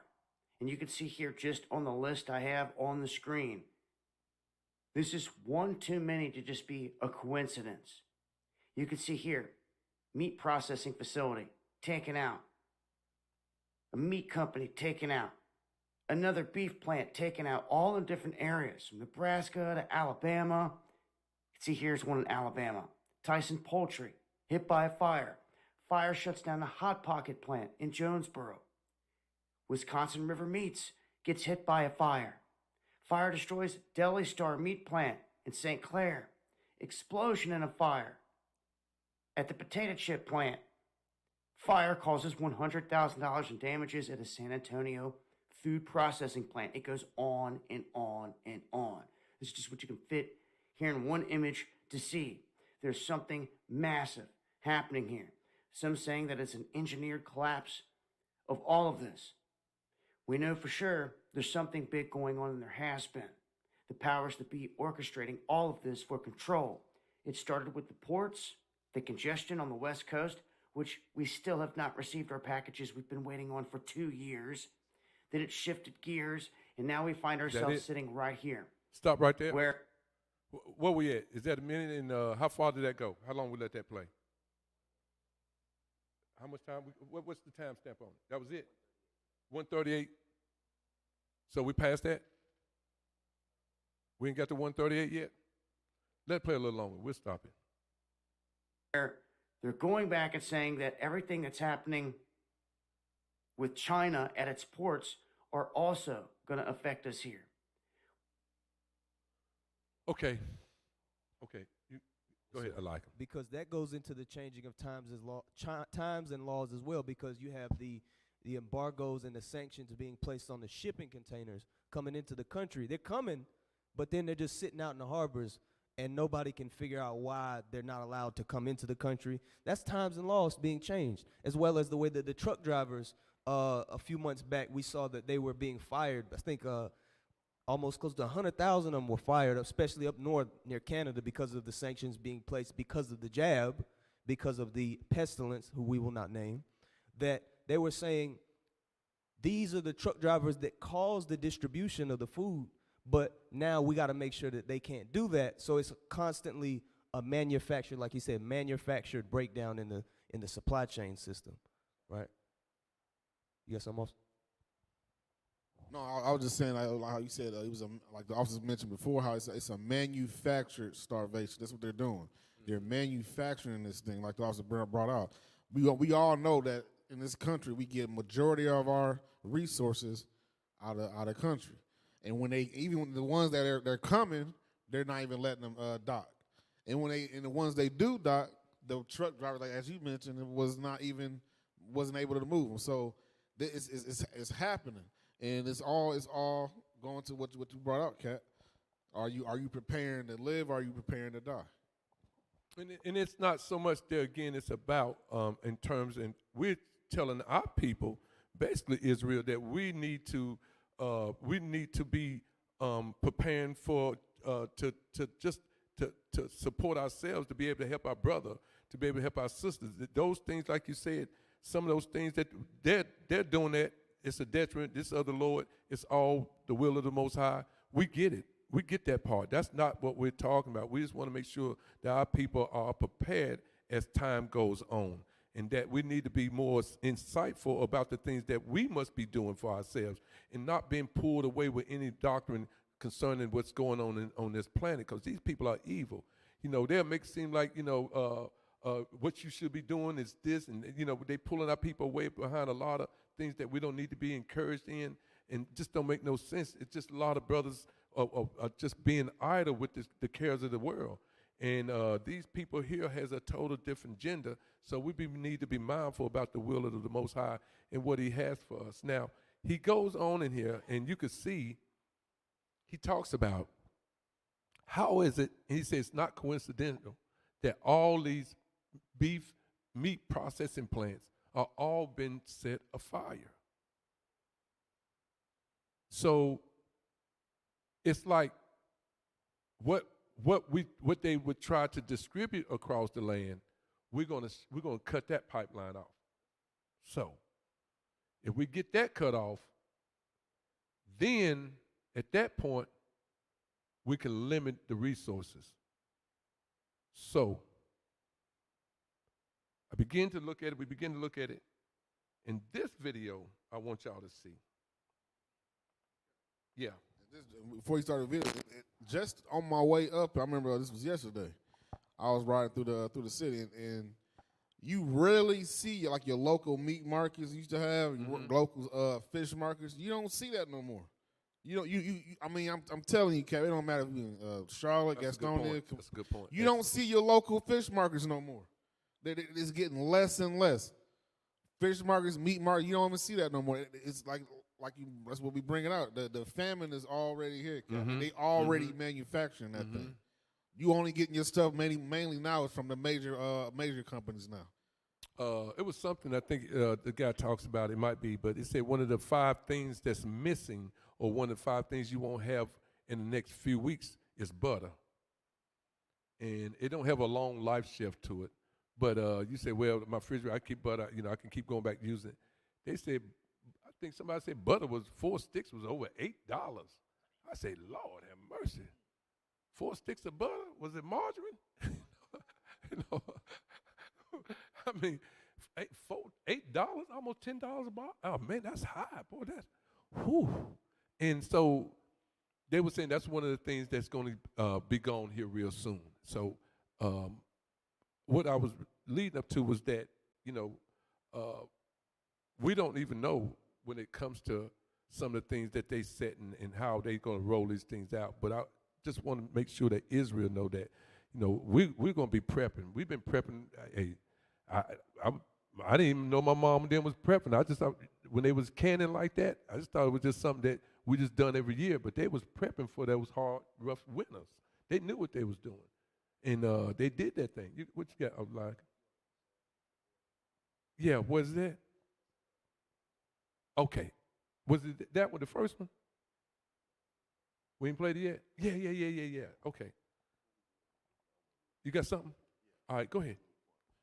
Let's get Ezekiel 7 and start with 15, because I want us to keep that on the forefront of our mind, that this is on the front of our mind. This is all of the Lord. These people don't do nothing without with the Lord giving, sealing the instructions in them. See, that we got to realize this is all of the Lord, okay? And the scripture's going to tell you that as long as you on the Lord's side, you ain't got nothing to worry about. Follow the instructions, which are the Bible. Read that. Start with 15. Ezekiel chapter 7, verse 15. The sword is without. So it's war going on. Read on. And the pestilence and the famine within. So it's going to be war outside the city, and it's going to be famines and pestilence in the city. Read on. He that is in the field shall die with the sword. Of war. Read on. And he that is in the city, famine and pestilence shall devour him. And all of this is of the Lord, because who's his sword? Esau. Read on. But they that escape of them shall escape, and shall be on the mountains like doves of the valleys.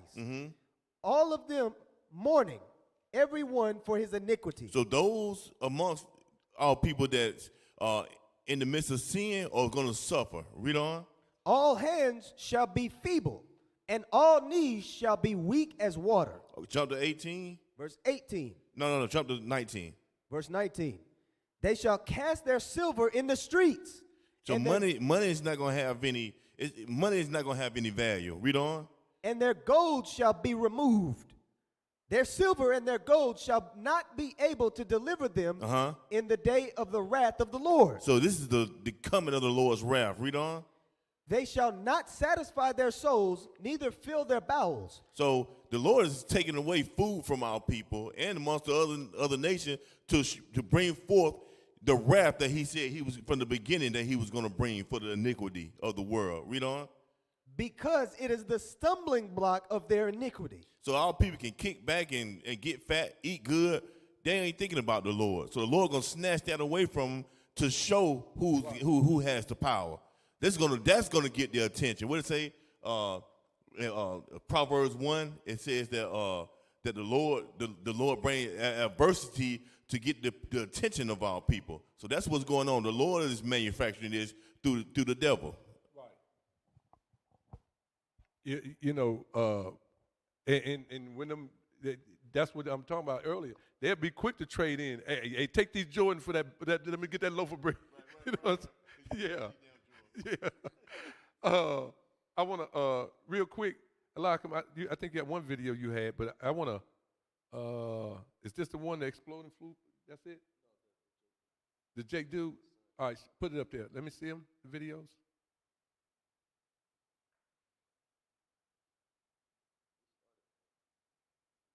Was it him? Not him. The other way.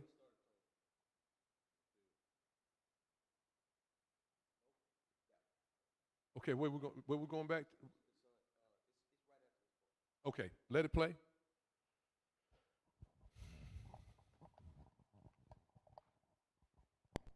It's a good light show and, a bad night of gas. You prep enough, you're going to make it through that disaster. The roundabout number to start with is 30 days, and then move on to 60 Stop days. right there. So he's basically like giving an example. He had a 30-day supply. And I would say Israel, many of us probably do have a 30-day supply. All praises. But he's saying, also work on a 60-day supply too. And he's telling that because he's telling you that because the trial can last that long. It's going to be tribulation. It's going to endure. You got to endure these things. So you want to be able to set yourself up. You know, what if the thing start to go a year or two? We don't know how long this thing may last. Right. You got one flashlight and 2 cans. Right. And yeah. You know, that's heavy. Let it play on. Then 90, then keep going a month at a time. I'm still at a year and a half after next week when I go on my prepper blitz, which is just canned goods out of the supermarket. I'll be at a year in. Pause right there. What do you call it? His prepping blitz. What do you call it? Prepper blitz. And I'm saying, Israel, that's you know, we have, you know, and I know our people are doing the will of God. I'm just trying to just focus in on that. There's things that we can do to enhance and to establish and move forward ourselves as a nation. You're saying, well, you know, there are things we can do. You know, I was wanting to say that somebody might say, well, I don't have the room for all that. You'll make room. You should make room. You know, so, but you can be able to put things back that you can. Old people, they would slide stuff up under the bed. You know what I mean? And Cap, and just the history I brought out with Joseph. Mm-hmm. He told Pharaoh to do what? To say what? 20%. Mm-hmm. You know, like I said, just starts like the brother said, like the scripture says, just start small. 20% of what you have. Hey, let me just put a fifth away. You know, let me put just little by little, and then as you get more, you save more. You know, but you have to start somewhere, Cap. Right, that's what it's talking about. You know, that you be able to lend to your brother. You know, you be able to help him, and it's not so much for yourself, but it's also for your brother as well. Play on. Still at a year and a half after next week when I go on my prepper blitz, which is just canned goods at the supermarket. I'll be at a year in 8-9 months. All right, yeah, move up to the next timestamp, please. Oh, the boy talks. That's the part you want. No, it's toward the go up. Okay. Well, tell me, like, what you want. Go to 35 seconds.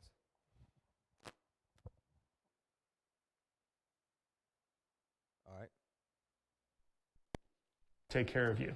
You really have to be able to take care of yourself. After the apocalypse, most of the people you love are gone. Most of your friends are gone. Everything you love to eat are gone. It's like the beginning of mankind all over again. Like the beginning of mankind all over again. Can I pull one scripture, Captain? Yeah, go ahead. Hebrews chapter 11, verse 13. Because that mentality, that vision has been established. You see the leadership of that household. You know, the father, he's dealing with the son. He's saying, look, this is where things are headed. This is where our minds need to be. And the son is not confused. He's not caught up talking about let me see the 2 dads on Disney streaming service. His mindset is in a different place. Read that off. Yes, sir. Hebrews chapter 11, verse 13. The book of Hebrews chapter 11, verse 13. These all died in faith, not having received the promises, but having seen them afar off, and were persuaded of them, and embraced them, and confessed that they were strangers and pilgrims on the earth. Strangers and pilgrims on earth. That boy is not caught up in having his mind and his spirit married to this place. But I'm talking about some video games. He's talking about how do I plant these seeds? What time of year does this plant grow? What can I do with these roots? What do they do to my body? His mindset is not about staying in this place. He's got that come out of her, my people spirit. He knows that he's a pilgrim and a stranger in this place, and that's the mindset that we have supposed to have. But we need to be seeking the better country, which is Jerusalem. The Lord gonna deliver us, but before that, it's gonna be contractions, pestilences, and wars. All right. Yeah, that was a good part you pulled out right there too, like go back. Let's go back. This one, this guy. Give me that one that says, "Get food, stockpile now." That video.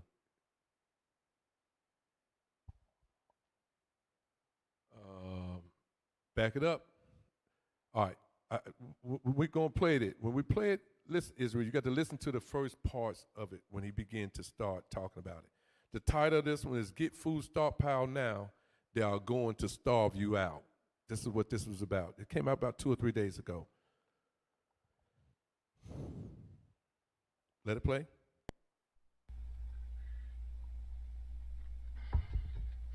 All right, guys, welcome back. CFP here, and this is Survival Living. I was going to take a few days off, and I still am, but I come across some interesting information I want to share with you guys. Make you think, make you keep prepping. So, came across this today, actually, on another YouTube channel, Dabu7. I've been subscribed to him for a while now. And headline, of course, was in the thumbnail. The Earth only has 3 months' supply of Pause food. right there. Pause right there. So they're going into this right here. What they're bringing out is that they said the Earth, not your local grocery store, not your local state, not America, but it says the Earth only has a 3-month supply of food that's on deck. That they have that much right now.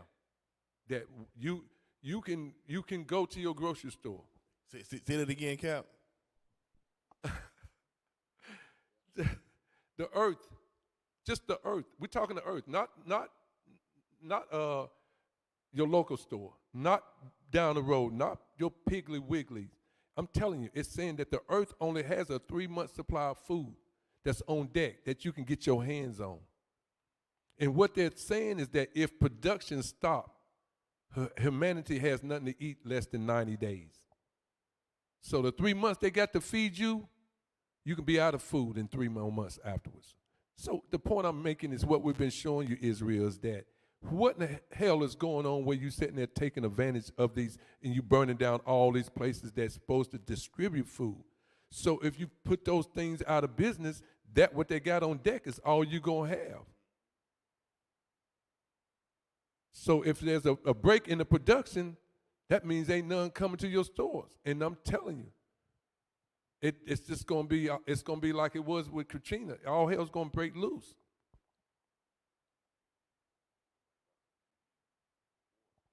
And so they know this is the earth. This is the world food supply for everybody. This is their kitchen table, so to speak.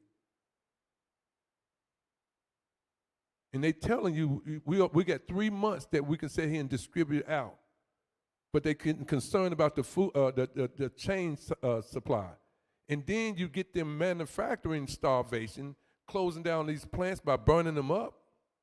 Hey, that's the perfect storm for the production to be stopped.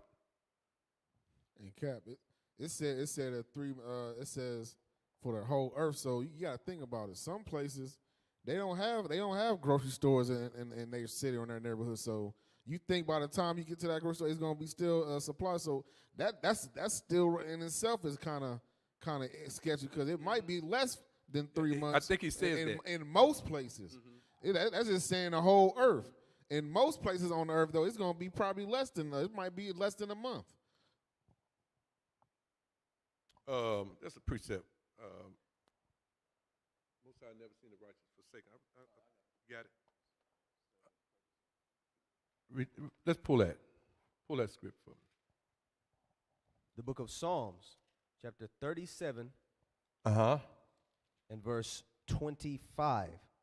I have been young, and now am old. Yet have I not seen the righteous forsaken, nor his seed begging bread. The point of it, you keeping the Most High's commandments, you doing the will of the Father. He said, I will not forsake you. He said, I'm not forsaking you. He said, you've been with me. You was young, you've been with me. Now you're a little older, you've been with me. He said, but I never seen you go without anything. He said, I'm going to make provision for you. If I got to smoke a rock, if I got to make it rain manna again, we ain't gonna go without. We got to know that thing, man. You know, that's why our help comes from the Lord. Read it again. Psalms chapter 37, verse 25. I have been young and now am old. I've been with the Lord the whole time. Lord's been faithful. The Lord been good. Read on. Yet have I not seen the righteous forsaken. I never seen a person that's keeping God's commandments, God turn around and forsake them. He always take care of the righteous. That's what we have to apply. By applying the righteousness, then we can be fed, we can be delivered, we can be healed. All that applies to us being righteous, doing the will of the Father. That's how we conduct ourselves. That's our salvation. That's our hope. That's what we're holding fast to. God said, I ain't forsaking my people. That thing ain't happening. Nor his seed begging bread. And you ain't going to find ourselves begging for bread. He, like I said, hey, you have to, he'll make that thing happen for us. So, go back to the video. Production stops. And that's actually true. If production ever stops, guys, only food that you're going to be eating is what you have available, what you have stored up. Pause. Or so he's touching on it, saying that, you know, you should have rations, you should have prepped, you should have done some things for yourself. That's what we're telling our people, that we should be doing those things as well. Let it play up to 1 minute and 45 seconds and stop it. Or it's what the government decides to give you. Now, we've seen the push on the bugs that they want to give you. I'm seeing articles now, hopefully I got a pop up there for you, on how roach milk is better for you than regular milk. Cockroach. We've seen the articles and reports on they want to feed you bugs. Hold right there. And that's the mindset. You know, we was discussing it though. So you imagine, you know, they telling you, you know, if you want, you know, come get it. We got it for you. Yeah. And get your booster while you're here. This thing crazy, man. I ain't kidding. Is that 145? Is that 145? Where we stopped at? All right, a little more, 140. Yeah, stop right there. Yeah. Oh, get the other video. Get the other video, Elijah. Snowpiercer.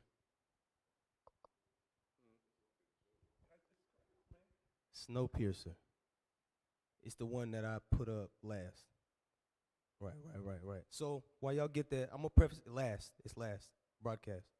The movie Snowpiercer, if y'all are not familiar, is a movie. It's a really good movie. It's very blatant though, very obvious. It don't take all type of deep thought to see it. When you watch this movie, it's a metaphor for a capitalist society, right? They're on a train. The back of the train has the have-nots. The front of the train has the haves, the oppressors and the oppressed, right?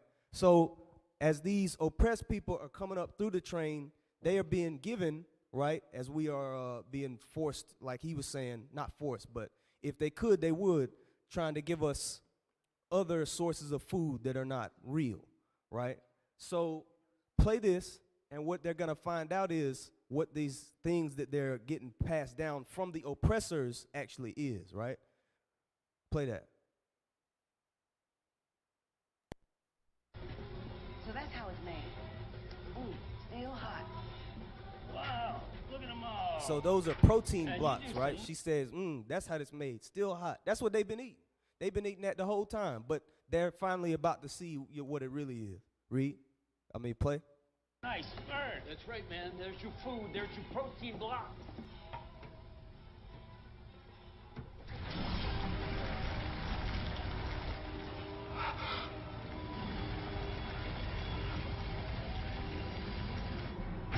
Don't fall off the horse, Israel. Don't fall off the horse. Now stay focused, right? But that's a movie, but that's just an example, right? The oppressors were doing that to the oppressed people. And the movie itself, as I mentioned, is just a metaphor for a capitalist society, a situation where oppressors and the 1% are in control of what the 99, quote unquote, are doing and have access to, right? But even the Edomite in this real life, he brought out what? Yeah, he's seeing articles of them saying, yeah, they might do it, roach milk. What are you talking about? Exactly. Go back to that other video, and that's what he was actually talking about. So we was able to show you that that's what he was talking about. Roast milk. What are you talking about? Roast milk. That's what they was eating. Those bugs. So it said, go back. Let it play. I got a pop up there for you on how roach milk is better for you than regular milk. Cockroach. We've seen the articles and reports on they want to feed you bugs. Okay.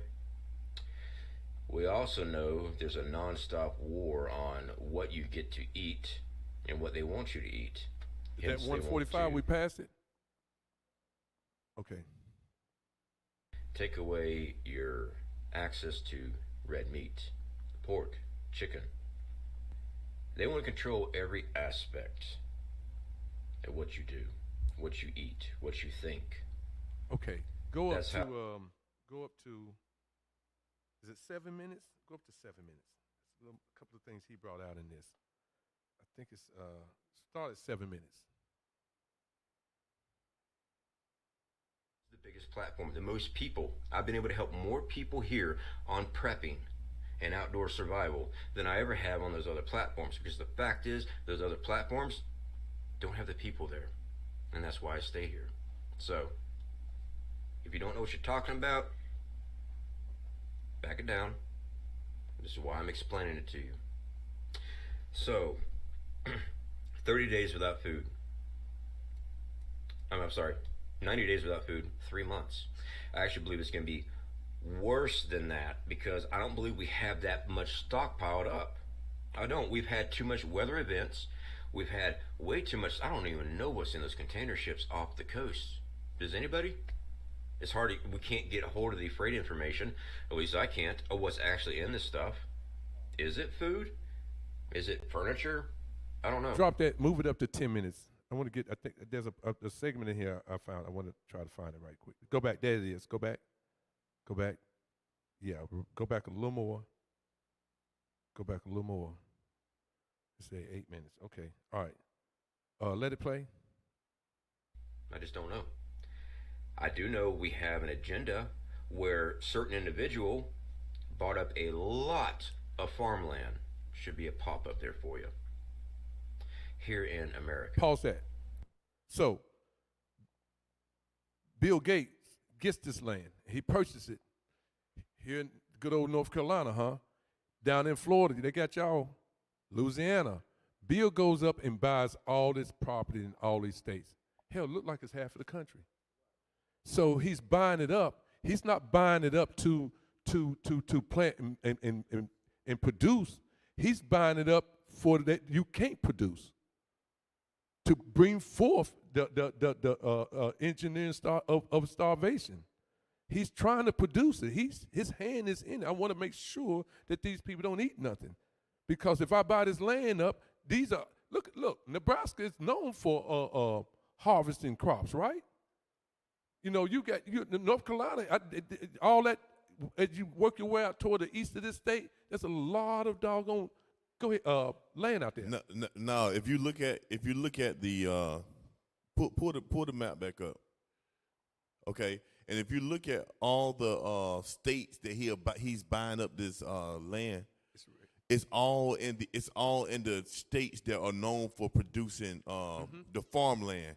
Nebraska, Iowa, Wyoming, Idaho. All those states are known for producing a lot of the food for this country. Go ahead, Cap. So no, but to the point, we own it because Washington is known for apples and stuff like that, right? You got Idaho potatoes. California is fermenting oranges, grapes, all kind of fruits and stuff out there, right? Arizona pretty much probably the same.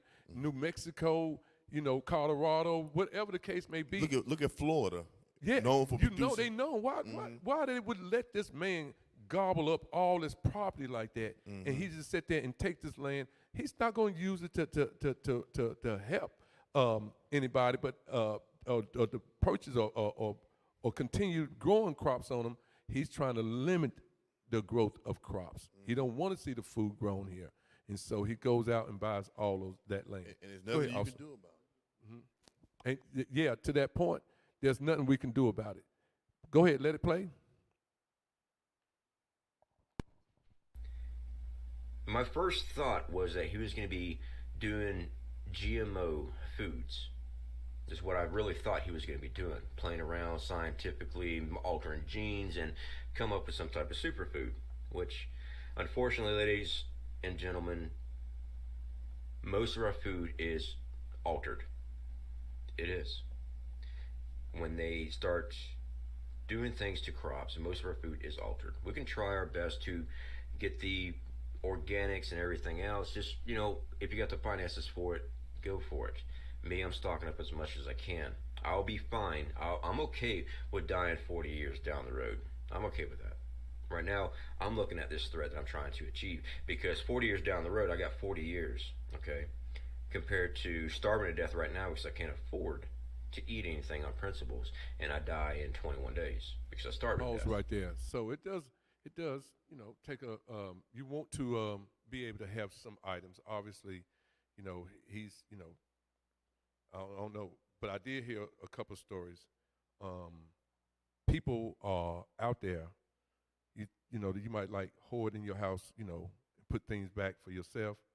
But some people said that, one guy said that he got several locations out there that he's put things out, you know, not just his house. You know, I'm like, wow, I guess, you know, I don't know what, you know, how is he doing it? I mean, but he was saying that he has other locations that things he had put away too.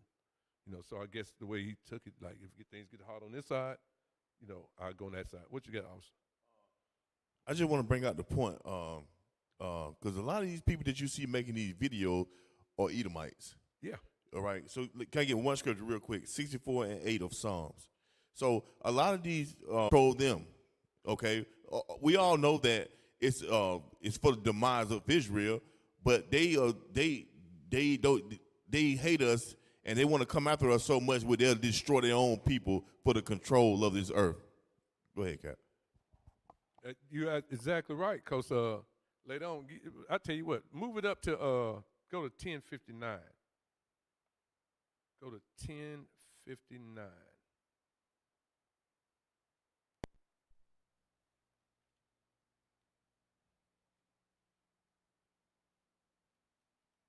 Why they do things, except that they are pure evil. They have an agenda. Play it again. And they don't take it back. That's it. That was it. I was listening to what you said. I remember he said that. I said, go back. You talking about yeah. Go back. This is what he said about Esau. Esau talking junk. I've seen the comments. Well, it doesn't make any sense. Why would they starve anybody out? These people are freaking evil. That's why. There is no rhyme or reason. He's talking about his own people. Yeah. Get Joe. Just call him wicked, just for the moment. Back it up again. I want to hear it one more time. People.